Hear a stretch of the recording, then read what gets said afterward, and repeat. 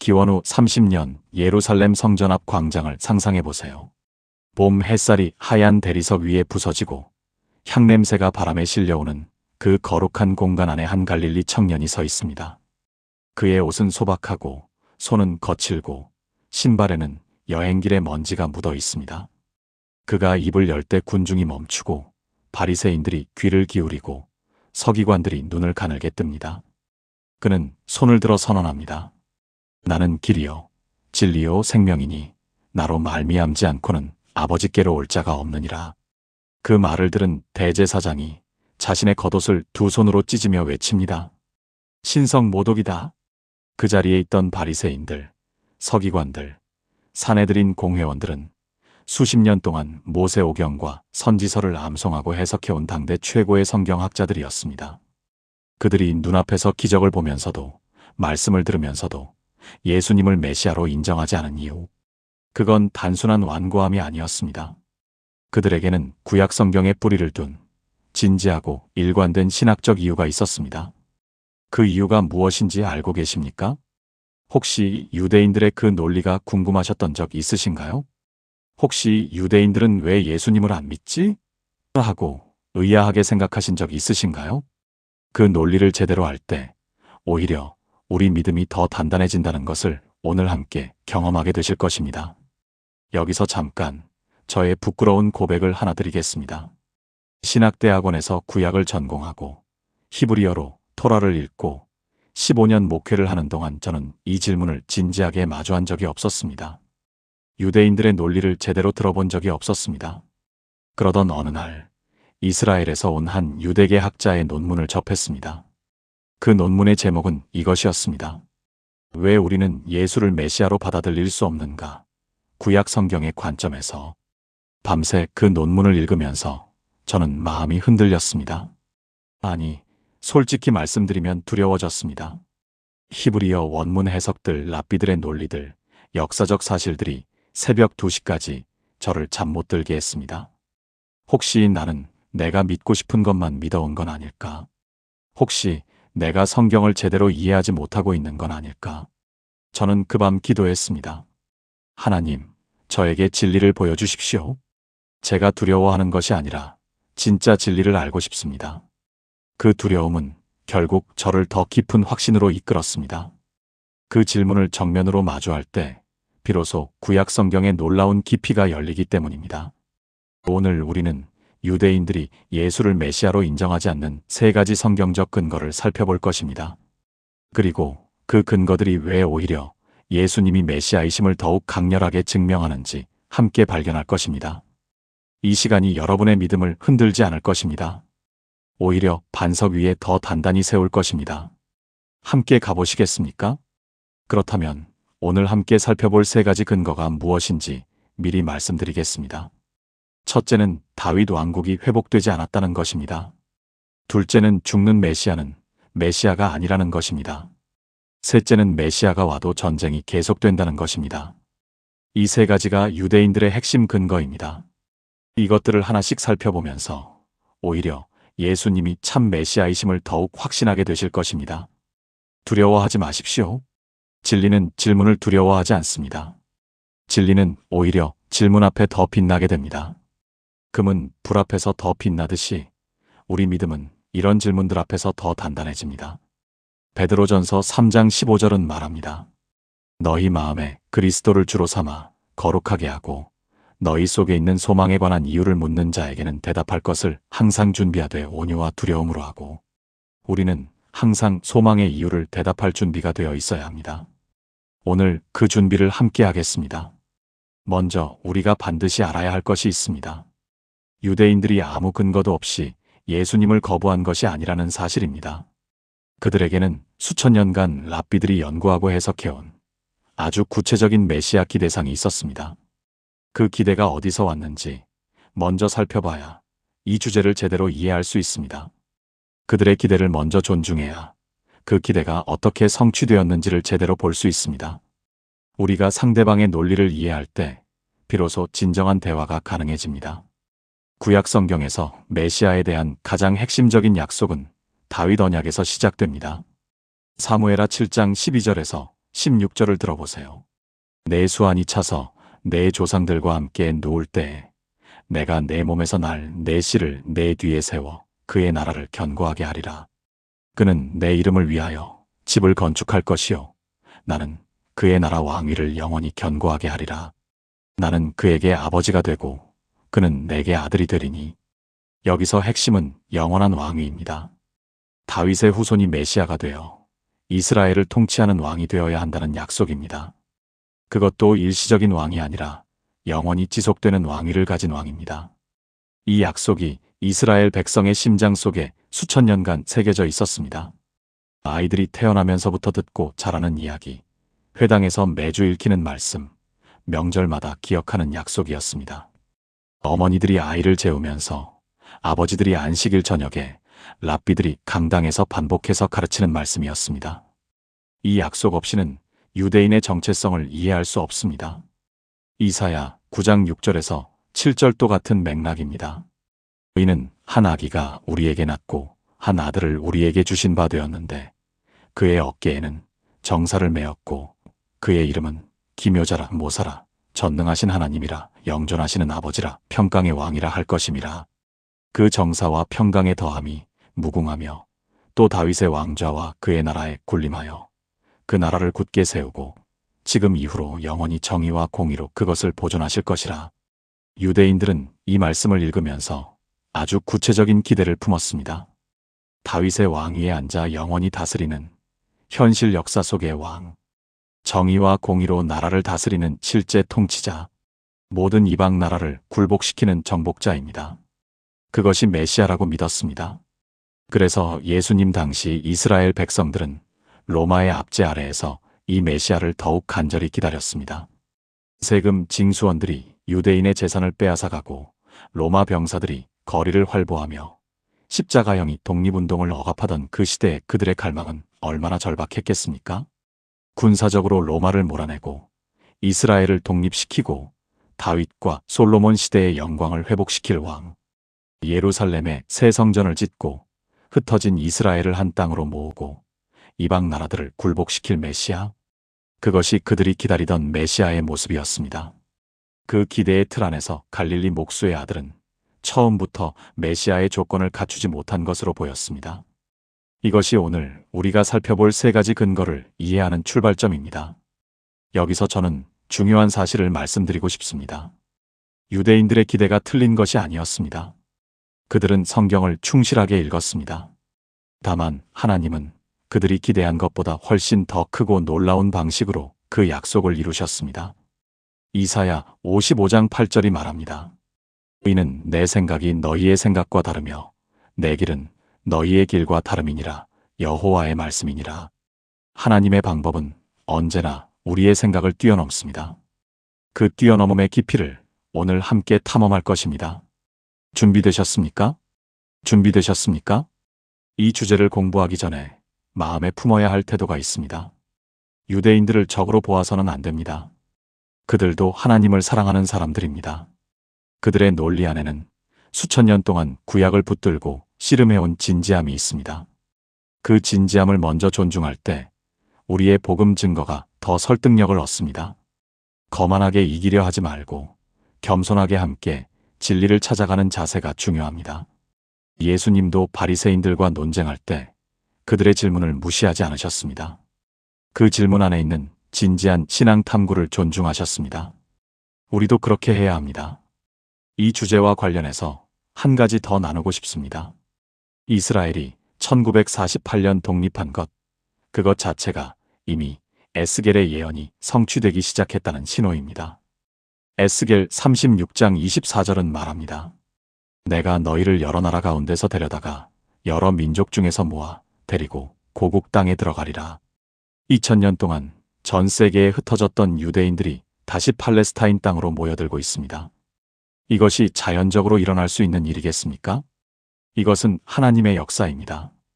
구약의 예언이 우리 눈앞에서 성취되고 있습니다. 우리가 살고 있는 이 시대가 얼마나 특별한 시대인지 아십니까? 예레미야 31장 31절에서 34절은 새 언약을 예언합니다. 여호와의 말씀이니라 보라. 날이 이르리니 내가 이스라엘 집과 유다 집의 새 언약을 맺으리라. 그 새 언약이 예수님의 보혈로 세워졌습니다. 그리고 마지막 날에 이스라엘이 그 새 언약 안으로 들어올 것입니다. 이 예언의 성취를 우리는 살아서 보게 될지도 모릅니다. 그날이 가까웠습니다. 눈을 들어 이스라엘을 보십시오. 거기에 하나님의 시계가 가리키는 시간이 있습니다. 이제 첫 번째 근거를 살펴보겠습니다. 유대인들이 예수님을 메시아로 인정하지 않는 가장 강력한 이유입니다. 메시아는 다윗의 왕국을 현실 역사 속에서 완전히 회복시켜야 한다는 것입니다. 이 주장은 표면적으로 상당히 설득력이 있어 보입니다. 왜냐하면 성경이 실제로 그렇게 말하고 있기 때문입니다. 에스겔 37장 21절에서 22절을 보세요. 내가 이스라엘 자손을 그 가운데에서 데려다가 그들이 간 사방에서 모아 그들의 고국 땅으로 데리고 가서 그 땅 이스라엘 산에서 그들이 한 나라를 이루어서 한 임금이 모두 다스리게 하리니 그들이 다시는 두 민족이 되지 아니하며 두 나라로 나뉘지 아니할지라. 랍비들은 이 말씀을 근거로 메시아가 오면 반드시 이스라엘이 하나의 나라로 통일되고 한 왕이 다스려야 한다고 주장합니다. 그 왕국이 실현되지 않았으므로 예수는 메시아가 아니라는 것입니다. 예레미야 23장 5절도 있습니다. 나 여호와가 말하노라 보라 때가 이르리니 내가 다윗에게 한 의로운 가지를 일으킬 것이라. 그가 왕이 되어 지혜롭게 다스리며 세상에서 정의와 공의를 행할 것이며. 여기서 핵심 단어는 왕이 되어 다스리며입니다. 현실 정치 무대에서 실제로 통치하는 왕입니다. 예수님은 이 조건을 이루셨나요? 유대인들이 보기에는 그렇지 않았습니다. 예수님은 십자가에서 죽으셨고 이스라엘 왕국은 회복되지 않았습니다. 오히려 기원 후 70년 예루살렘은 로마 티투스 장군에 의해 완전히 파괴되었습니다. 성전도 무너졌고 유대인들은 전 세계로 흩어졌습니다. 기원전 722년 아수르에게 북왕국이 무너지고 기원전 586년 바벨론에게 남왕국이 무너지고 기원 후 70년 로마에게 예루살렘이 무너졌습니다. 유대인들은 이것을 보면서 말합니다. 메시아가 왔다면 어떻게 이런 일이 있을 수 있느냐고. 이 논리 여러분은 어떻게 생각하십니까? 경기도 수원에 사는 32살 김지훈 씨가 저에게 이런 메시지를 보냈습니다. 어릴 때 교회에서 자랐지만 대학교 때 유대교 자료를 접한 후 신앙이 흔들려 교회를 떠난 청년이었습니다. 목사님, 유대인들 말이 맞는 것 같아요. 예수님이 오신 이후에 세상이 더 좋아진 것도 아니고 전쟁은 계속 있고 이스라엘은 지금도 분쟁 중이잖아요. 제가 믿음의 근거가 흔들려서 이제 어떻게 해야 할지 모르겠어요. 저는 그 메시지를 받고 며칠 동안 씨름하며 기도했습니다. 왜냐하면 표면적으로는 맞는 관찰이었기 때문입니다. 그런데 여기서 우리가 반드시 알아야 할 성경적 진실이 있습니다. 구약의 메시아 예언은 하나가 아니라 두 개의 층위가 있다는 것입니다. 유대교 랍비 문헌에도 사실 두 종류의 메시아가 등장합니다. 요셉의 아들 메시아는 고난받고 죽는 메시아입니다. 다윗의 아들 메시아는 왕으로 와서 통치하는 메시아입니다. 랍비들은 이 두 메시아를 서로 다른 두 인물로 해석했습니다. 그러나 성경은 말합니다. 그 두 메시아가 한 분이라고. 초림과 재림으로 나뉜 한 분, 예수 그리스도라고. 왕국 회복은 재림 때 완성됩니다. 요한계시록 19장 11절에서 16절을 보세요. 또 내가 하늘이 열린 것을 보니 보라, 백마와 그것을 탄 자가 있으니 그 이름은 충신과 진실이라. 그가 공의로 심판하며 싸우더라. 그 옷과 그의 다리에 이름을 쓴 것이 있으니 만왕의 왕이요 만주의 주라 하였더라. 예수님은 재림하실 때 실제로 만왕의 왕으로 오십니다. 그때 다윗의 왕위가 완성됩니다. 초림은 십자가와 부활로 죄 문제를 해결하셨고 재림은 왕으로 오셔서 이 땅을 다스리실 것입니다. 그날을 우리는 지금 기다리고 있습니다. 그리고 그날은 반드시 올 것입니다. 이 포인트를 공부하면서 저는 김지훈 씨에게 답장을 썼습니다. 지훈 씨, 당신이 본 것은 맞습니다.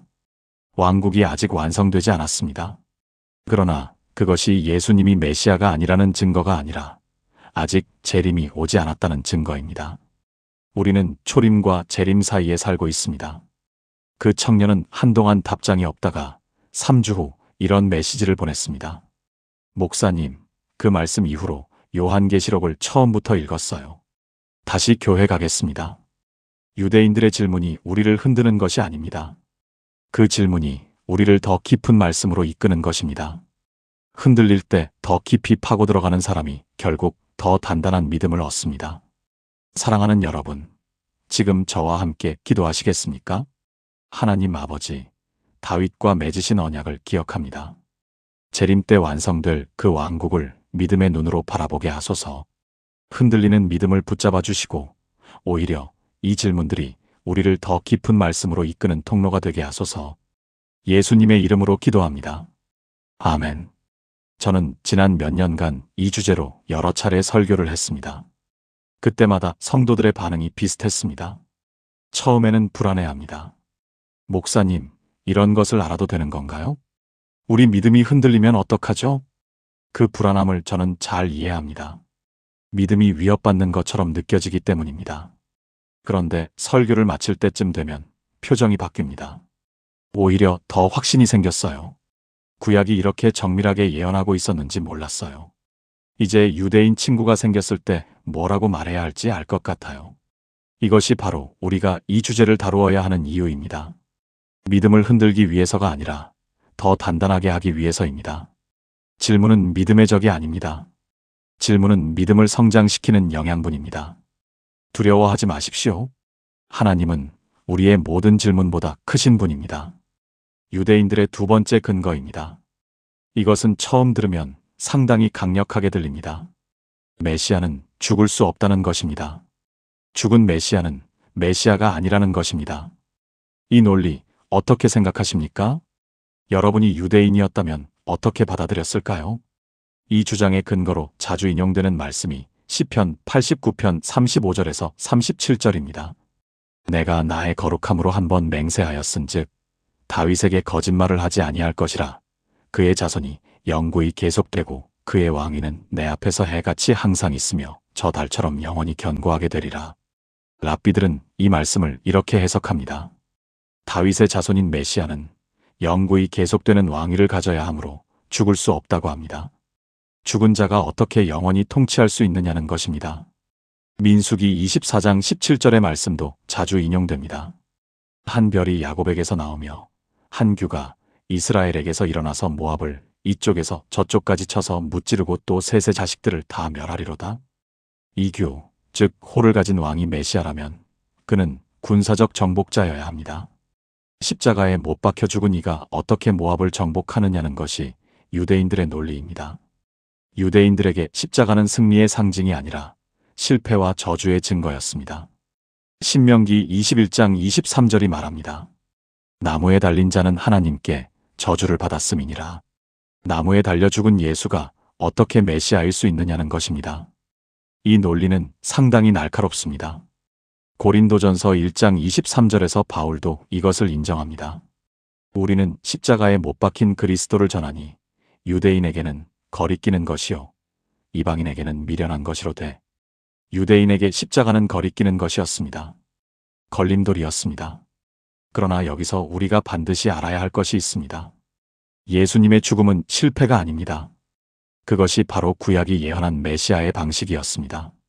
신명기 21장 23절의 저주를 예수님이 실제로 받으신 것은 갈라디아서 3장 13절이 설명합니다. 그리스도께서 우리를 위하여 저주를 받은 바 되사 율법의 저주에서 우리를 속량하셨으니 기록된 바 나무에 달린 자마다 저주 아래에 있는 자라 하였음이라.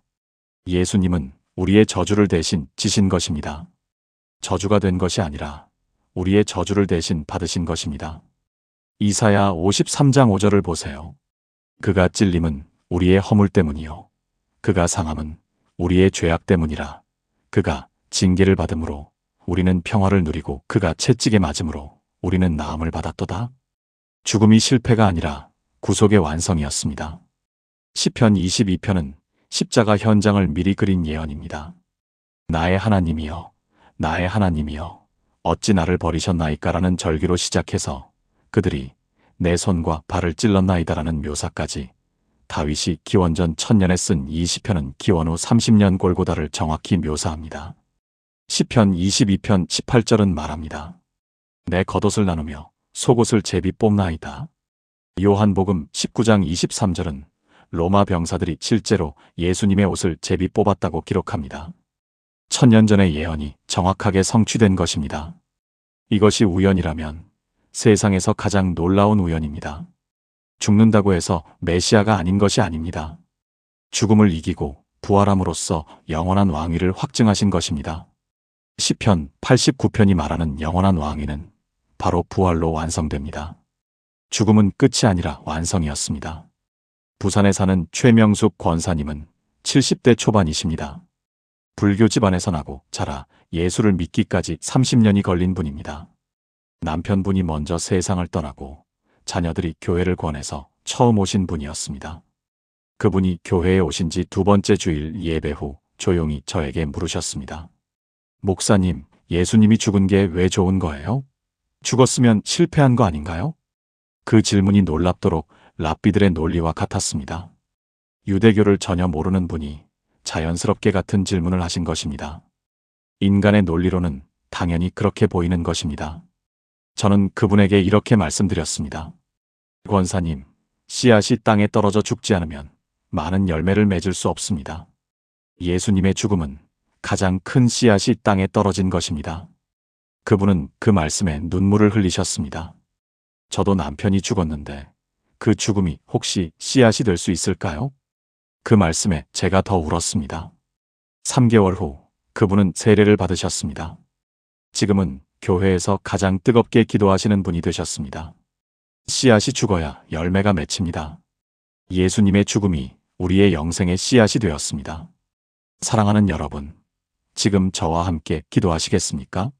사랑의 주님, 십자가의 죽음이 실패가 아니라 완성이었음을 믿습니다. 그 죽음으로 우리의 모든 저주가 해결되었음을 믿습니다.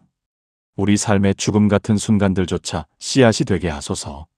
부활의 능력을 우리 삶에서도 경험하게 하소서. 예수님의 이름으로 기도합니다. 아멘. 성경에는 또 하나의 놀라운 예언이 있습니다. 다니엘 9장 25절과 26절입니다. 예루살렘을 중건하라는 영이 날 때부터 기름 부음을 받은 자, 곧 왕이 일어나기까지 7일에와 62일에가 지날 것이요. 다니엘은 페르시아 왕 아닥사스다가 예루살렘 중건을 명령한 때부터 메시아가 오기까지 69일에, 즉 483년이 지날 것이라고 예언했습니다. 역사학자들이 계산해보니 아닥사스다 왕의 칙령이 내려진 기원전 445년에서 정확히 483년 후가 기원 후 32년, 즉 예수님이 예루살렘에 입성하신 해였습니다. 이것이 우연이겠습니까? 500년 전에 예언된 날짜에 메시아가 예루살렘에 입성하셨습니다. 유대인들의 논리가 아무리 강해도 이 수학적 정밀함 앞에서는 할 말이 없습니다. 하나님은 역사를 본 초단위로 계획하시는 분입니다. 그분의 계획 안에서 예수님이 오셨고 그분의 계획 안에서 다시 오실 것입니다. 그 계획을 믿는 자가 복 있는 자입니다. 세 번째 근거입니다. 이것은 어쩌면 가장 직관적으로 이해되는 논리입니다.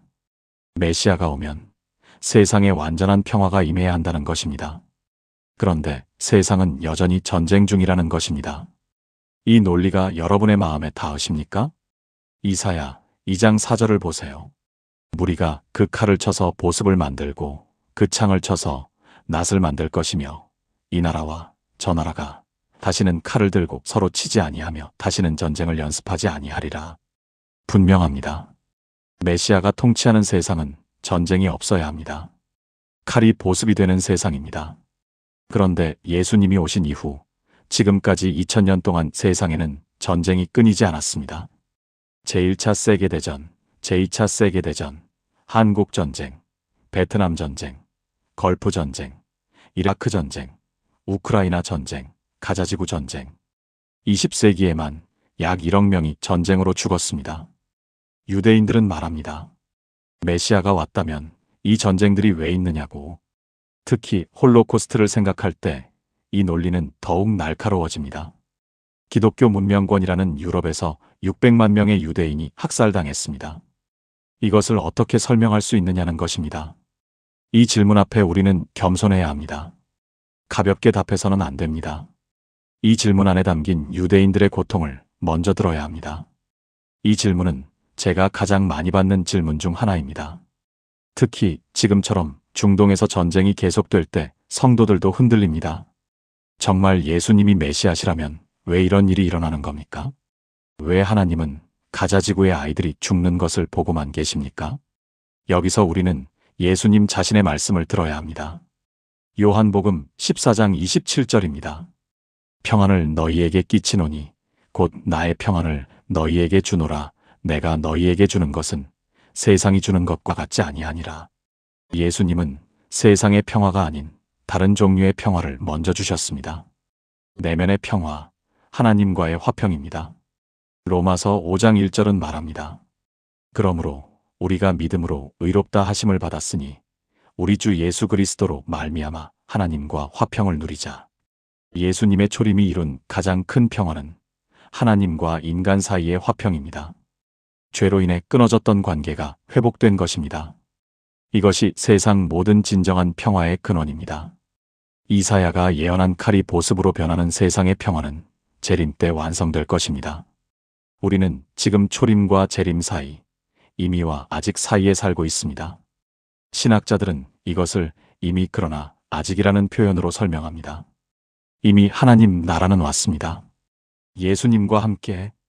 그러나 아직 완성되지 않았습니다. 재림이 오지 않았으므로 예수님은 오셨습니다.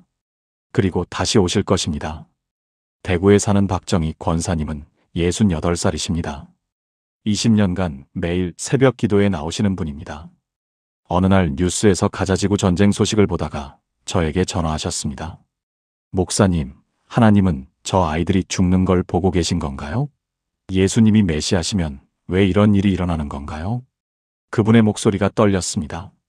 저는 그분에게 말씀드렸습니다. 권사님, 그 아이들을 위해 지금 눈물 흘리고 계신 거죠? 그 눈물이 하나님의 마음입니다. 예수님도 나사로 무덤 앞에서 우셨습니다. 하나님도 지금 눈물 흘리고 계십니다. 그러나 그 눈물 이후에 부활이 왔습니다. 우리는 지금 눈물의 계절에 살고 있지만 반드시 부활의 계절이 올 것입니다. 권사님은 전화기 너머에서 조용히 우시다가 말씀하셨습니다. 그럼 저는 오늘도 기도하겠습니다. 그것이 바로 우리의 자리입니다. 답이 보이지 않는 세상 속에서도 기도를 멈추지 않는 자리입니다. 평화를 위해 기도하는 자가 평화를 앞당기는 사람입니다. 사랑하는 여러분, 지금 저와 함께 기도하시겠습니까? 전능하신 하나님, 전쟁이 끊이지 않는 이 세상 앞에서 우리의 마음이 흔들립니다.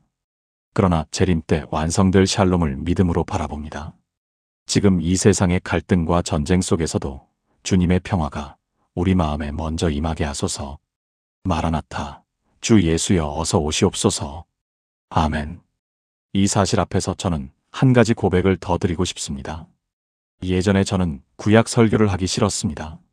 신약 설교가 훨씬 쉽고 청중들도 더 좋아한다고 생각했습니다. 그런데 유대인들의 논리와 씨름하면서 구약이 새롭게 보이기 시작했습니다. 구약 없이는 신약을 제대로 이해할 수 없다는 것을 깨달았습니다. 예수님의 십자가가 왜 필요했는지, 속죄가 어떻게 작동하는지, 하나님의 약속이 어떻게 이어지는지, 이 모든 것이 구약 안에 뿌리를 두고 있습니다. 이제 저는 구약 설교가 더 풍성하게 느껴집니다. 여러분도 오늘부터 구약을 다르게 읽으시기를 권유드립니다. 창세기를 읽을 때 거기에 예수님이 계십니다. 출애굽기를 읽을 때 거기에 예수님이 계십니다. 레위기를 읽을 때 거기에 예수님이 계십니다. 민수기, 신명기, 여호수아, 사사기, 시편, 이사야, 에스겔 모든 책 안에 예수님이 계십니다. 구약을 읽는 눈이 열리면 성경 전체가 하나의 위대한 이야기로 연결됩니다. 그 이야기의 주인공이 예수 그리스도입니다. 이제 가장 뜨거운 전쟁터로 들어가겠습니다. 이사야 53장입니다. 기독교인들은 이 장을 예수님의 십자가를 예언한 가장 명확한 말씀으로 믿습니다. 그러나 유대인들은 전혀 다르게 해석합니다. 어떻게 같은 성경을 보면서 이렇게 다른 결론에 도달할 수 있을까요? 이것이 이 주제에서 가장 핵심적인 질문입니다. 이사야 53장 3절에서 5절을 들어보세요. 그는 멸시를 받아 사람들에게 버림받았으며 간고를 많이 겪었으며 질고를 아는 자라 마치 사람들이 그에게서 얼굴을 가리는 것 같이 멸시를 당하였고 우리도 그를 귀히 여기지 아니하였도다. 그는 실로 우리의 질고를 지고 우리의 슬픔을 당하였거늘 우리는 생각하기를 그는 징벌을 받아 하나님께 맞으며 고난을 당한다 하였노라. 그가 찔림은 우리의 허물 때문이요 그가 상함은 우리의 죄악 때문이라. 그가 징계를 받음으로 우리는 평화를 누리고 그가 채찍에 맞음으로 우리는 나음을 받았도다. 기독교는 이 그가 예수님이라고 말합니다. 그러나 유대교의 주류 해석은 다릅니다. 이 고난받는 종은 이스라엘 민족 전체를 가리킨다는 것입니다. 열방 사이에서 고난받고 멸시받아온 이스라엘이 바로 이 고난받는 종이라는 해석입니다.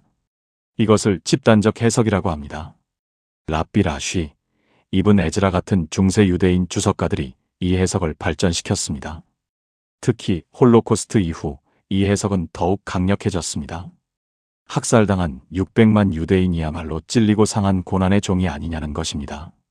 이 해석에는 유대인들의 눈물과 고통이 담겨 있습니다. 우리는 그 고통을 함부로 무시해서는 안 됩니다. 그런데 여기서 흥미로운 사실이 있습니다. 집단적 해석은 유대교의 오래된 전통이 아닙니다. 바빌로니아 탈무드 산헤드린 편에는 고난받는 종을 메시아와 연결하는 구절이 있습니다.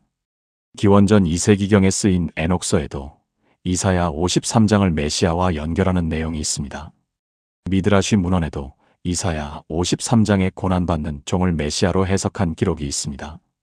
즉, 집단적 해석은 기독교가 이사야 53장을 예수님에게 적용하자 이에 대한 반론으로 만들어진 대응 논리에 가깝습니다. 역사적으로 기독교와의 분리가 깊어지면서 형성된 해석입니다. 이사야 53장 10절을 다시 보세요.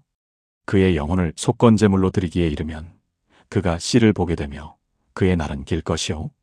속건제물로 드려진 후 씨를 보게 된다는 것입니다. 이스라엘 민족 전체가 어떻게 속건제물이 될 수 있습니까? 이것은 명백히 한 개인, 죽음 이후에 부활을 경험하는 한 인물을 말하고 있습니다. 이사야 52장 13절은 이렇게 시작합니다. 보라, 내 종이 형통하리니 받들어 높이 들려서 지극히 존귀하게 되리라. 고난받는 종이 결국 지극히 존귀하게 된다는 것입니다. 십자가의 죽음 이후 부활과 승천으로 지극히 높아지신 예수님 외에 이 예언에 맞는 분이 누가 있겠습니까? 이사야 53장은 기원전 700년경에 쓰였습니다. 예수님이 오시기 700년 전에 그분의 삶과 죽음과 부활이 예언되어 있었습니다. 이것이 우연일 수 있겠습니까? 저는 이 본문을 연구하면서 얼마나 전율했는지 모릅니다. 성경이 이 정도로 정밀하게 역사를 예언하고 있다는 사실이 저를 새벽마다 다시 무릎 꿇게 만들었습니다. 하나님은 역사를 미리 아십니다. 아니, 하나님은 역사를 쓰고 계십니다. 그 역사의 중심에 예수 그리스도가 있고 그 중심을 이사야가 700년 전에 목격한 것입니다.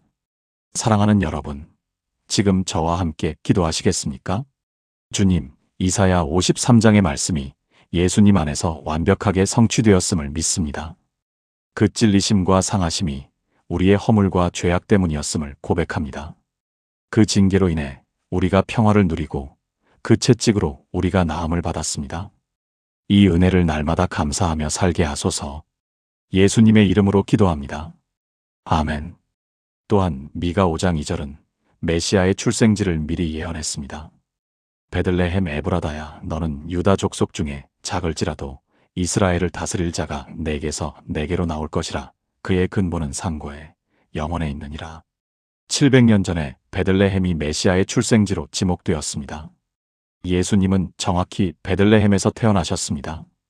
스가랴 9장 9절은 메시아가 나귀를 타고 예루살렘에 입성할 것을 예언했습니다.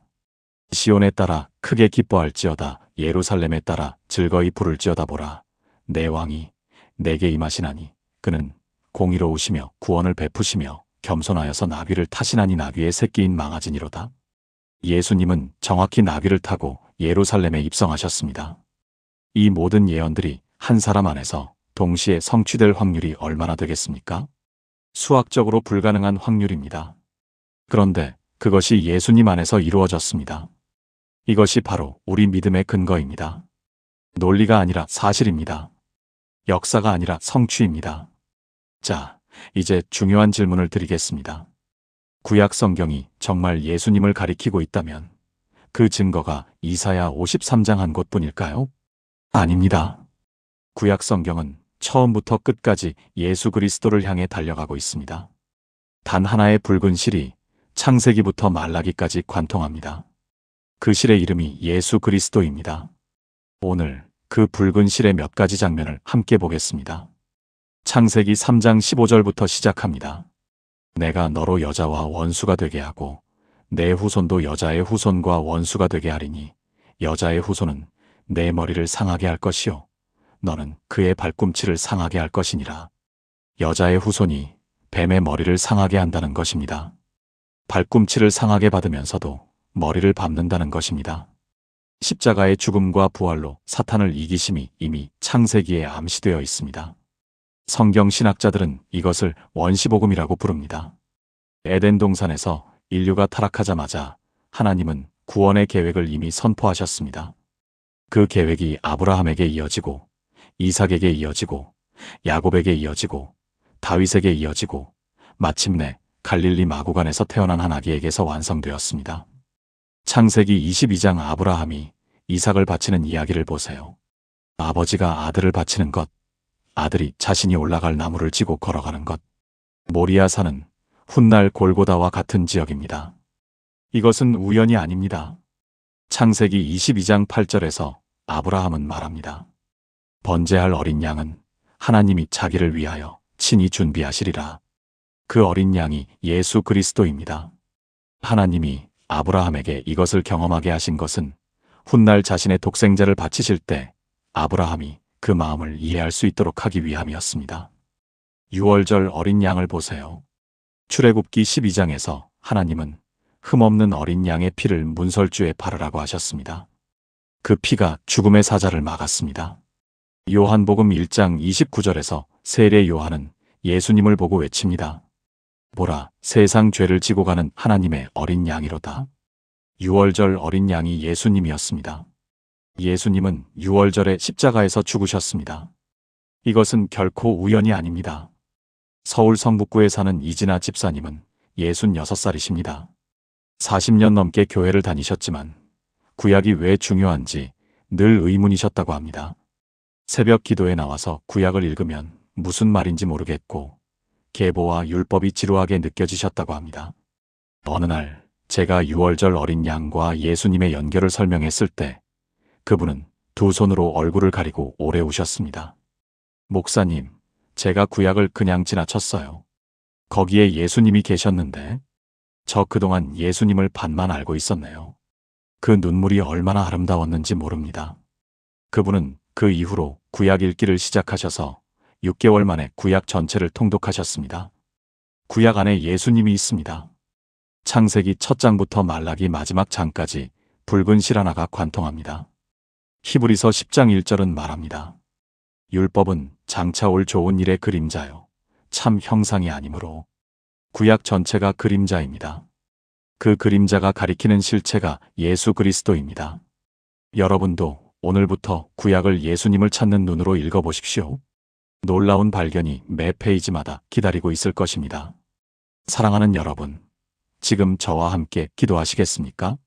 하나님 아버지, 창세기에서 말라기까지 예수님을 향한 붉은 실을 보게 해주셔서 감사합니다. 그 실을 따라 말씀을 읽는 눈을 열어주소서. 구약 안에서 예수님을 만나게 하시고 그 만남이 우리 믿음을 더욱 풍성하게 하소서. 예수님의 이름으로 기도합니다. 아멘. 오늘 이 말씀이 끝난 후 여러분이 집에 돌아가서 한 가지 실천을 해보시기 바랍니다. 가족과 함께 혹은 혼자 이스라엘 지도를 펼쳐놓고 기도해보세요. 예루살렘, 텔아비브, 갈릴리 바다, 네게브 사막, 그 땅 위에 흩어져 살고 있는 유대인들과 하루하루를 두려움 속에서 살아가는 사람들을 위해 기도해보세요. 하나님, 저 땅에 예수님의 빛이 비치게 하소서. 저 민족이 메시아를 만나게 하소서. 그 기도가 어색하게 느껴지신다면 오늘부터 연습하세요. 처음에는 의무감으로 시작해도 괜찮습니다. 하다 보면 어느 순간 마음이 움직이기 시작합니다. 성령님이 우리의 마음 안에서 이스라엘을 향한 하나님의 마음을 부어주시기 때문입니다. 로마서 8장 26절은 말합니다. 이와 같이 성령도 우리의 연약함을 도우시나니 우리는 마땅히 기도할 바를 알지 못하나 오직 성령이 말할 수 없는 탄식으로 우리를 위하여 친히 간구하시느니라. 성령님이 우리 안에서 이스라엘을 위해 탄식하고 계십니다. 그 탄식에 우리의 목소리를 더하는 것이 중보기도입니다. 오늘부터 시작해 보십시오. 이제 우리는 매우 중요한 질문 앞에 섭니다.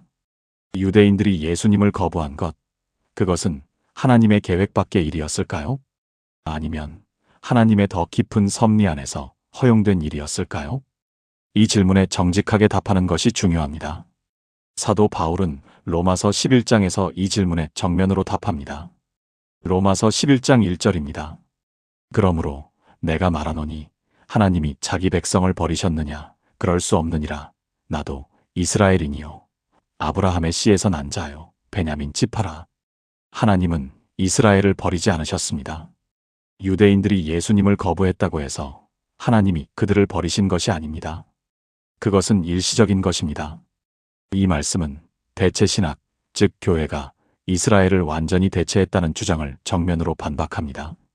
로마서 11장 11절입니다. 그러므로 내가 말하노니 그들이 넘어지기까지 실족하였느냐? 그럴 수 없느니라.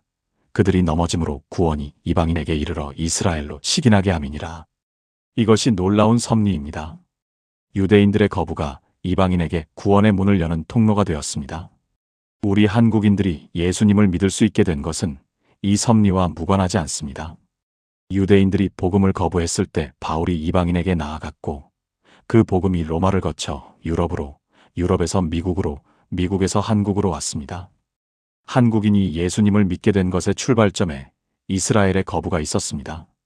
이것이 하나님의 섭리입니다. 이것이 하나님의 섭리입니다. 그러나 하나님의 섭리는 여기서 멈추지 않습니다. 로마서 11장 12절은 말합니다. 그들의 넘어짐이 세상의 풍성함이 되며 그들의 실패가 이방인의 풍성함이 되거든 하물며 그들의 충만함이리요. 유대인들의 넘어짐이 세상을 풍성하게 했습니다. 그렇다면 그들이 돌아올 때 그 충만함은 얼마나 더 크겠습니까? 그날을 사모하며 우리는 오늘도 기도합니다. 이스라엘을 위한 기도가 결코 헛되지 않습니다. 하나님이 들으시고 때가 되면 응답하십니다. 우리가 은혜를 받기 위해 누군가의 아픔이 필요했습니다. 이스라엘의 아픔이 우리에게 복이 된 것입니다. 그 사실을 알 때 우리가 이스라엘을 미워할 수 있겠습니까? 로마서 11장 25절에서 26절입니다. 이 신비는 이방인의 충만한 수가 들어오기까지 이스라엘의 덜어는 우둔하게 된 것이라. 그리하여 온 이스라엘이 구원을 받으리라. 이방인의 충만한 수가 차면 온 이스라엘이 구원을 받을 것입니다. 유대인들의 눈이 지금은 가려져 있지만 그것은 영원한 것이 아닙니다. 때가 차면 그 눈이 열릴 것입니다. 스가랴 12장 10절이 그것을 예언합니다.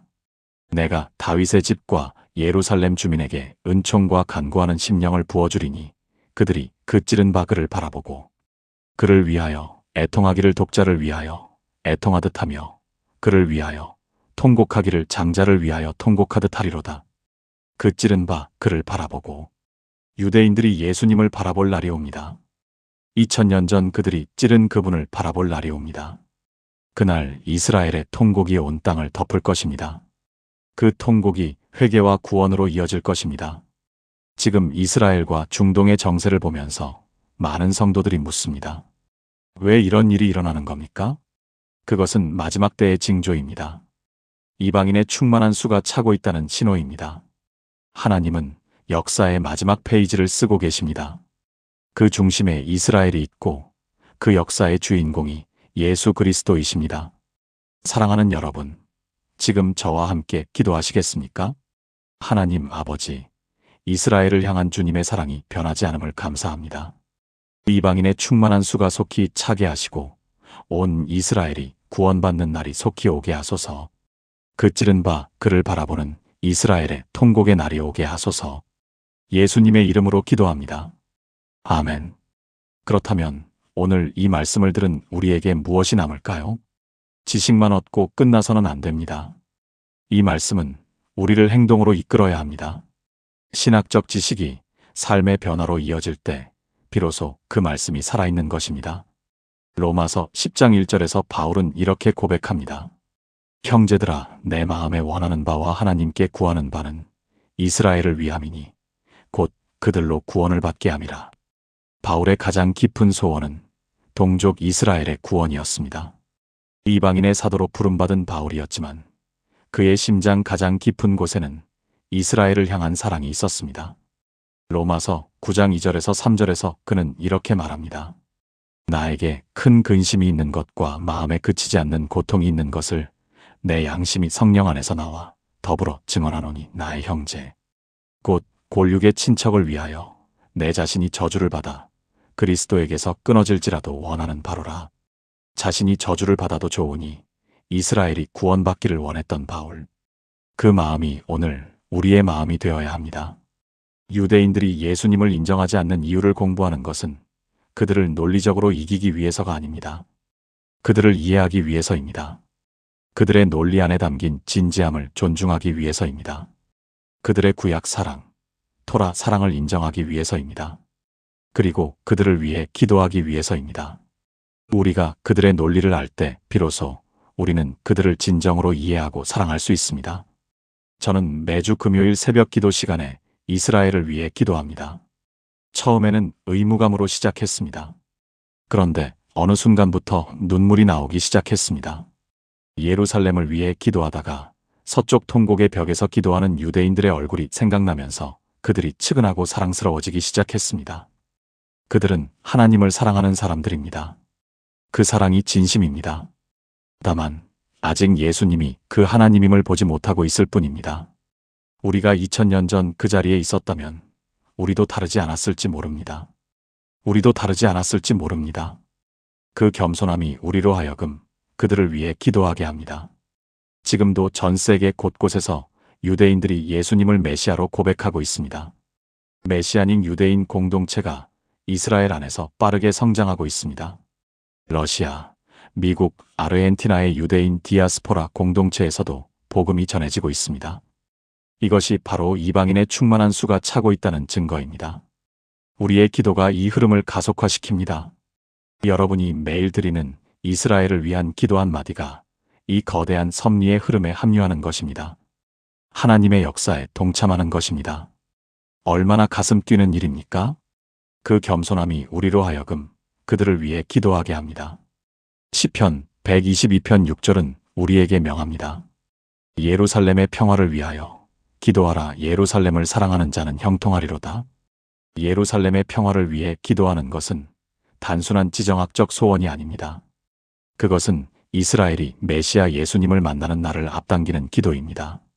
그 기도가 우리 각 가정에서, 우리 교회에서 드려질 때 하나님의 구속 역사가 완성을 향해 더 빨리 나아갑니다. 지금도 전 세계에서 유대인들이 예수님을 믿고 있습니다. 메시아닉 유대인들의 수가 지난 50년간 폭발적으로 증가했습니다. 이스라엘 안에서만 약 3만 명 이상이 예수님을 메시아로 고백하고 있습니다. 그들의 간증을 들으면 공통점이 있습니다. 누군가의 기도가 있었다는 것입니다. 중보기도가 있었다는 것입니다. 어디선가 누군가가 그들을 위해 기도하고 있었다는 것입니다. 여러분의 기도 제목에 오늘부터 이스라엘을 추가해 주세요. 그것이 하나님의 마음에 가장 가까이 닿는 기도 중 하나입니다. 여러분, 유대인을 미워하지 마세요. 유대인을 불쌍히 여기지 마세요. 유대인을 품으세요. 그들도 아브라함의 자손이고 하나님의 약속을 받은 민족이며 구원의 날을 기다리고 있는 사람들입니다. 우리가 먼저 그 빛을 받았다면 그 빛을 나눠야 합니다. 로마서 11장이 말하는 이방인의 충만한 수 안에 오늘 여러분이 있습니다. 그렇다면 그 충만한 수가 차도록 기도하고 증거하고 사랑하는 것이 우리의 사명입니다. 오늘 지금 이 자리에서 한 가지만 결단하십시오. 매일 한 번 이스라엘을 위해 기도하겠습니다. 그 한 문장짜리 기도가 세상을 바꿉니다. 하나님의 구속 역사를 앞당깁니다. 주님 오시는 그날을 가까이 당깁니다. 이 시간 유대인들의 세 가지 근거를 살펴보는 동안 혹시 마음에 남아있는 질문이 있으신가요? 그래도 여전히 이해가 안 가는 부분이 있어요. 그런 마음이 드셔도 괜찮습니다. 믿음은 모든 것을 다 이해하는 것이 아닙니다. 이해할 수 없는 부분이 있어도 신뢰하는 것입니다. 히브리서 11장 1절은 말합니다. 믿음은 바라는 것들의 실상이요 보이지 않는 것들의 증거니 보이지 않아도 믿는 것이 믿음입니다. 이해되지 않아도 신뢰하는 것이 믿음입니다. 유대인들의 논리가 표면적으로는 강력해 보입니다. 그러나 그 논리의 배후에는 초림과 재림이라는 하나님의 더 큰 계획이 있습니다. 그 계획을 믿는 자는 흔들리지 않습니다. 오히려 어려운 질문 앞에서 더욱 깊은 신앙으로 들어갑니다. 그것이 바로 성숙한 믿음의 모습입니다. 오늘 이 시간이 여러분 모두에게 그런 시간이 되셨기를 바랍니다. 지금 저와 함께 통합 기도를 드리시겠습니까? 하나님 아버지, 오늘 이 시간 구약의 깊은 보화를 함께 열어주셔서 감사합니다. 유대인들의 논리 안에서 오히려 더 크신 하나님의 계획을 발견하게 하시니 감사합니다. 초림으로 오셔서 십자가에서 구속을 완성하신 예수님을 찬양합니다. 다시 오셔서 온 세상을 다스리실 만왕의 왕이신 예수님을 찬양합니다. 다윗의 왕국이 재림 때 완성될 것을 믿으며 그 소망 가운데 오늘을 살아가게 하소서. 예수님의 죽음이 실패가 아니라 구속의 완성임을, 그 죽음으로 우리의 모든 저주가 해결되었음을 날마다 감사하게 하소서. 이미 와 있는 하나님의 나라를 경험하며 아직 완성되지 않은 그 나라를 믿음으로 기다리게 하소서.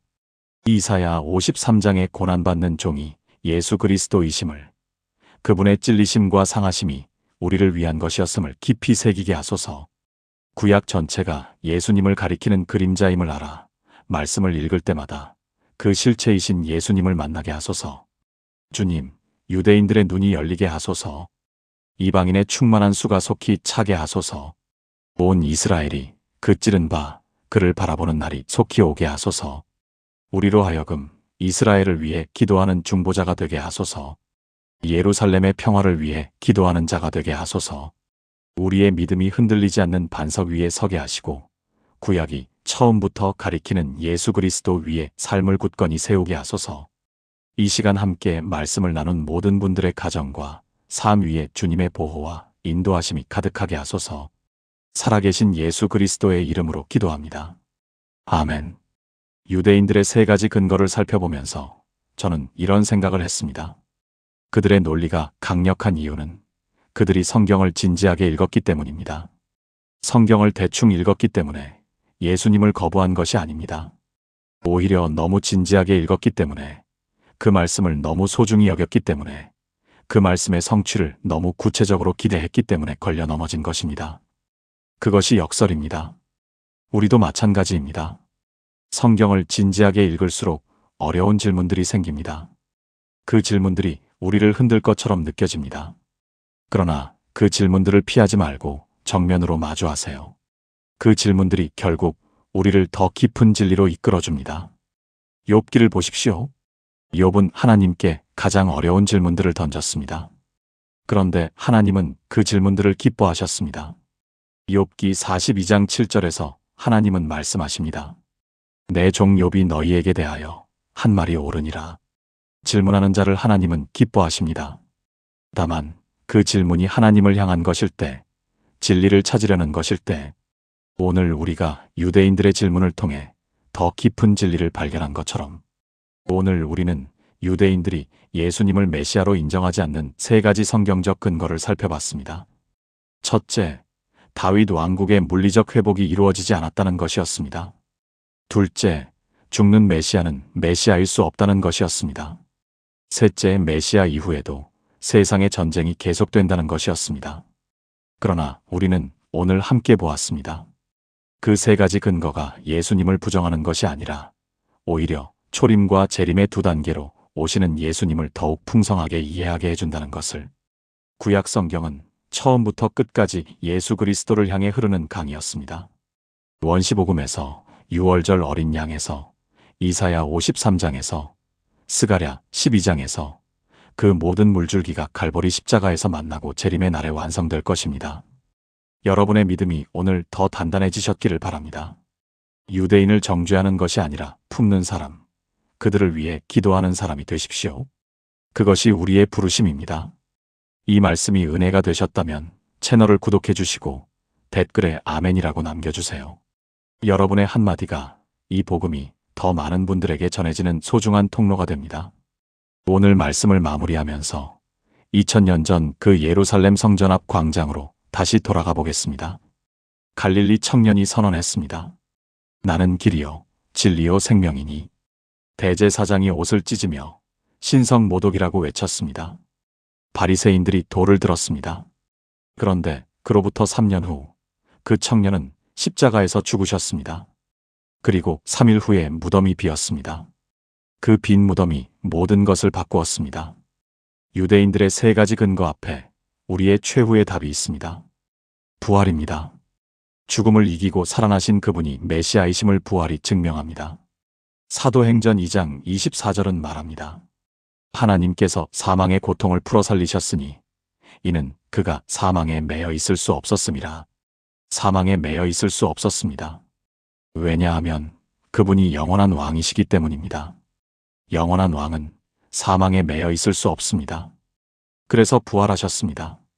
그래서 다시 오실 것입니다. 그래서 다윗의 왕위가 완성될 것입니다. 모든 것은 부활에서 시작됩니다.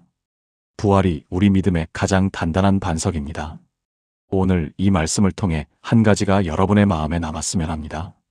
유대인들이 예수님을 거부하는 것이 하나님의 실패가 아니라는 것입니다. 그것은 하나님의 더 깊은 계획 안에 있는 일입니다. 그 계획이 지금 완성을 향해 달려가고 있습니다. 이스라엘이 고향 땅으로 돌아오는 것, 그 땅에서 전쟁이 일어나는 것, 이방인 교회가 성장하는 것, 메시아닉 유대인들이 증가하는 것, 이 모든 것이 하나님의 시나리오 안에 있습니다. 마지막 페이지가 써지고 있습니다. 여러분이 지금 믿음을 지키고 기도하고 이웃에게 복음을 전하는 것, 그것이 바로 하나님의 마지막 시나리오에 동참하는 것입니다. 얼마나 영광스러운 일입니까? 얼마나 가슴 뛰는 시대에 우리가 살고 있습니까? 이 시대를 살아가는 우리에게 주어진 사명이 있습니다. 깨어 기도하는 것, 복음을 전하는 것, 이스라엘을 품는 것. 오늘 이 말씀이 그 사명을 다시 상기시켜 드렸기를 바랍니다. 오늘 저와 함께 이 말씀을 나눠주셔서 진심으로 감사합니다. 이 주제는 단순히 지적 호기심을 채우는 것으로 끝나지 않습니다. 유대인들의 논리를 이해함으로써 우리는 복음을 더 깊이 이해하게 됩니다. 그리고 복음을 더 깊이 이해할 때 그 복음이 더 뜨겁게 우리 삶을 변화시킵니다. 오늘 이 말씀이 여러분의 삶 속에서 살아 역사하기를 기도합니다. 구약을 다시 꺼내어 예수님을 찾는 눈으로 읽으십시오. 이스라엘을 위해 기도 제목에 넣으십시오. 유대인 이웃이나 친구를 만나면 정죄하지 말고 그들의 이야기를 들어주십시오. 그리고 기회가 오면 오늘 배운 내용들을 나누어 주십시오. 하나님의 때에 그 씨앗이 발할 것입니다. 여러분 모두가 이 아름다운 하나님의 역사에 동참하는 자가 되시기를 주님의 이름으로 축복합니다. 하나님은 2000년 동안 이 계획을 진행해 오셨습니다. 유대인의 거부, 이방인의 구원, 이스라엘의 회복, 예수님의 재림. 이 네 단계가 지금 우리 눈앞에서 펼쳐지고 있습니다. 우리는 역사의 가장 극적인 장면에서 살고 있는 세대입니다. 이 세대의 믿음을 지키는 자가 복이 있습니다. 이 세대에 기도하는 자가 복이 있습니다. 이 세대에 복음을 전하는 자가 복이 있습니다. 마태복음 24장 14절이 말합니다. 이 천국 복음이 모든 민족에게 증언되기 위하여 온 세상에 전파되리니 그제야 끝이 오리라. 이 끝이 올 때 우리는 주님을 만나게 될 것입니다. 그날을 기다리며 오늘도 믿음으로 살아가십시오. 하나님의 크신 은혜와 평강이 여러분의 가정과 삶 위에 가득하시기를 주님의 이름으로 축복합니다. 오늘 이 설교를 준비하면서 저 자신이 먼저 큰 은혜를 받았습니다. 유대인들의 질문이 저의 믿음을 흔든 것이 아니라 오히려 더 깊은 곳으로 이끌었습니다.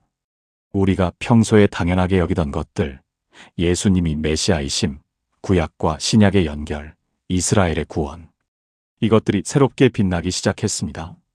여러분도 이 말씀을 통해 믿음이 새로워지셨기를 바랍니다. 다음 주에도 이 믿음을 가지고 하루하루를 살아가십시오. 어떤 질문이 와도, 어떤 도전이 와도 예수님은 메시아이십니다. 그분이 오셨고, 죽으셨고, 부활하셨고, 다시 오실 것입니다. 이것이 우리 믿음의 핵심입니다. 이 핵심을 붙잡으십시오. 사랑하는 성도 여러분, 오늘 하루도 예수님과 함께 걸어가십시오. 유대인들의 논리 앞에서 당황하지 말고 오히려 그 논리가 우리를 더 깊은 성경 공부로 이끌도록 허용하십시오. 질문은 믿음의 문을 닫는 것이 아니라 더 넓게 여는 열쇠입니다. 그 열쇠를 두려워하지 마십시오. 하나님의 진리는 모든 질문 앞에서 더욱 빛납니다. 하나님은 신실하십니다. 어제도 오늘도 영원토록 변함없이 신실하십니다. 그분의 약속은 반드시 이루어집니다. 이스라엘에게 주신 약속도, 우리에게 주신 약속도, 온 세상을 향한 약속도, 모든 것이 예수 그리스도 안에서 예이며 아멘입니다. 고린도후서 1장 20절이 말합니다. 하나님의 약속은 얼마든지 그리스도 안에서 예가 되니 그런즉 그로 말미암아 우리가 아멘하여 하나님께 영광을 돌리게 되느니라.